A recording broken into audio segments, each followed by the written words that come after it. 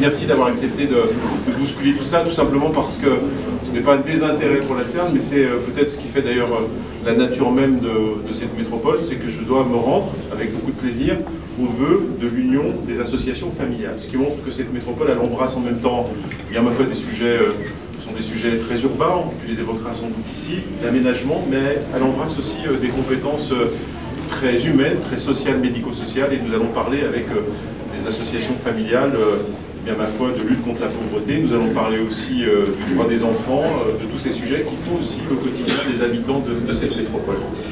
D'abord, à travers Jean-Luc Dapassano, je voudrais remercier bien sûr l'ensemble des administrateurs, des administratrices de la CERN, mais aussi et surtout les équipes à travers toi, à travers Vincent Malfer de la CERN, l'ensemble de ses collaborateurs, et les remercier surtout et avant tout pour la relation de confiance qui existe depuis fort longtemps entre cette métropole, mais aussi entre les communes et la CERN, et je pense que les maires qui sont présents ici, qui sont nombreux, s'associeront à ces remerciements. Vous jouez un rôle important auprès de nous depuis, je crois, maintenant 60 ans.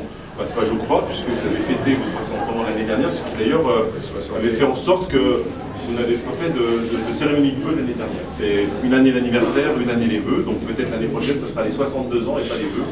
Ça serait faire ça. Mais la CERN n'est pas, je voulais surtout le dire ici, n'est pas un outil au service des collectivités, c'est d'abord et avant tout un partenaire avec les collectivités, et je crois que la nuance est extrêmement importante. Alors vous nous accompagnez dans différentes missions, tu auras l'occasion de les dire tout à l'heure, de les décrire, mais je voudrais peut-être m'arrêter simplement sur quelques-unes. D'abord, je pense que la CERN fait avec les acteurs économiques que cette métropole est aujourd'hui une des métropoles les plus attractives et les plus compétitives en France, mais aussi en Europe. Et vous nous accompagnez, nous étions ensemble il y a quelques jours, la semaine dernière, merci Jean-Luc, Jean-Luc, le protocole, l'organisation, la sonorisation, l'éclairage, merci beaucoup. Vous nous accompagnez cette métropole d'abord parce que si la force économique de cette métropole est là, c'est aussi parce que nous avons des partenaires, des acteurs économiques, des entreprises, et la CERN en est une. Nous étions ensemble il y a quelques jours en arrière pour inaugurer Bioparc, qui montrait toute la force aujourd'hui de cette métropole autour de cette thématique de la santé, et les annonces du président de la République et de l'Organisation mondiale de la santé qui ont annoncé que c'est bien sur cette métropole que s'installera le premier campus de formation autour de l'Organisation mondiale de la santé. C'est une excellente nouvelle qui ancre, non pas définitivement, mais de manière extrêmement durable, cette métropole autour des questions de santé. Et bien la force de Bioparc, on était là avec l'expression. Et puis nous étions la semaine dernière aussi avec le ministre de l'économie et des finances, Bruno Le Maire, chez Bosch, campus d'industrie du futur, où vous allez aussi couvrir finalement la destinée de cet événement extrêmement important pour la métropole, parce qu'il va inscrire l'industrie, les fondements industriels de cette métropole dans l'industrie du futur. Encore une fois, un grand merci. Puis bien sûr, c'est le réaménagement des centralités, je ne décrirai pas tout ça ici. C'est bien sûr les grands projets. Jean-Paul Brett est ici et je pense bien évidemment, en voyant Jean-Paul Brett, à des tas de choses, mais je pense surtout et avant tout au gratte-ciel, puisqu'on parle des grands projets au cœur des communes, mais aussi avec ces nouvelles compétences de cette métropole, l'accompagnement à la construction d'un certain nombre d'équipements qui font le quotidien de nos habitants. Je pense notamment aux hôpitaux, et je pense aussi au collège, je pense au lycée, je salue la représentante de la région. Et puis bien sûr, cette CERN, elle intervient aussi sur tout ce qui tourne autour des mobilités, puisque vous allez participer à cette première innovation dans la ZAC des Gaules avec cette navette électrique sans chauffeur. C'est une première en France. Mais l'action de la CERN, c'est pas uniquement faire de l'immobilier, c'est pas uniquement gérer du foncier, c'est faire de l'immobilier, gérer du foncier, avec toujours cette préoccupation permanente que autour de ces fonciers et dans cet immobilier, il y a des hommes, il y a des femmes qui y travaillent et qui exercent leur talent, et ce foncier, cet immobilier qui se pense à travers les usages, et c'est l'originalité sans doute et la force de cette CERN.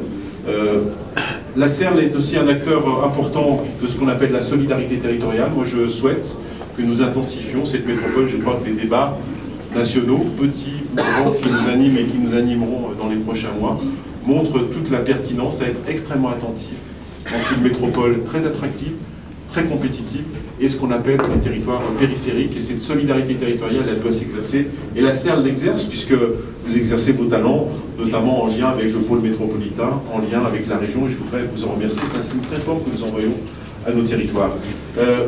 Féliciter la CERL pour ses résultats exceptionnels de commercialisation, qui sont liés, jamais atteints, je crois, depuis 2007. En tout cas, j'espère que c'est vrai, parce que c'est ce qu'on m'a indiqué. Je ne vérifie pas tout. Et c'est assez fidèle, parce qu'il y a de bons collaborateurs, que je remercie.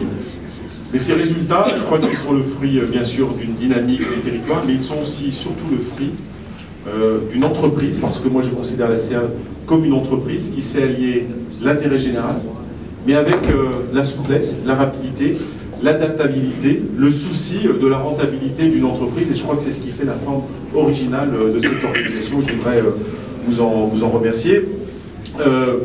Nous allons poursuivre en 2009, bien évidemment, nos collaborations, parce que nous allons les intensifier, parce que notre programmation pluriannuelle d'investissement arrive dans une extrême maturité, et donc nous allons engager, et Jean-Luc Dabassano le sait, parce qu'au-delà de ses fonctions ici, il est aussi vice-président en charge des grandes infrastructures, et il suit avec nous, avec moi, un certain nombre de grands projets sur cette métropole. Il sait combien nous allons investir de manière extrêmement forte dans les 2 prochaines années, en particulier en 2019, où nous engagerons sur cette programmation pluriannuelle d'investissement près de 600 millions d'euros. Donc il faudra que la CERL soit aussi au rendez-vous, et elle le sera. Nous allons débloquer enfin, je ne sais pas si c'est du bois, en tout cas le plan local d'urbanisme et d'habitat que nous discutons depuis 2012. Je voudrais remercier ici Michel Lefaou, avant lui Richard Young qui avait travaillé autour de cette question-là. Remercier aussi les maires des différentes communes, et à travers les maires, les services aussi de ces communes et les services de la métropole.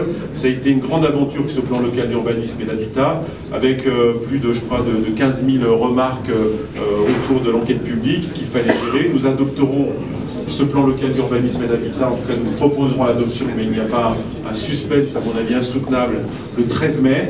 Il sera opposable le 18 juin. Celles et ceux qui ont en tête l'histoire du général de Gaulle ne peuvent pas oublier ces 2 dates. Si vous oubliez les dates du PLUA, je vous rappellerai le 13 mai, le 10 juin, vous ferez bien, et vous verrez que vous rappellerez le plan local d'urbanisme et d'habitat. Nous allons continuer à poursuivre, parce que je considère que c'est un des enjeux majeurs des années qui viennent sur les questions de mobilité. Il nous faut intensifier la réponse aux besoins en mobilité sur l'ensemble de notre territoire. J'étais hier à Vaux-en-Velin pour les vœux de Vaux-en-Velin, et j'ai indiqué bien sûr qu'une grande rénovation urbaine au Mas du Taureau, une grande rénovation urbaine en rue sur Vaux-en-Velin, sans une ligne forte de transport qu'on appelle aujourd'hui un tramway, n'aurait aucun sens, et l'exercice sera incomplet. Donc il faudra bien évidemment que sur ces secteurs-là, comme d'autres secteurs, les lignes fortes de transport puissent s'implanter de manière extrêmement durable. C'est une volonté que nous avons, que nous partageons, je crois, avec l'ensemble des élus, mais surtout et surtout avec les habitants et les habitantes de ces territoires. Nous comptons aussi sur la CERL pour faire avec nous face à l'enjeu écologique.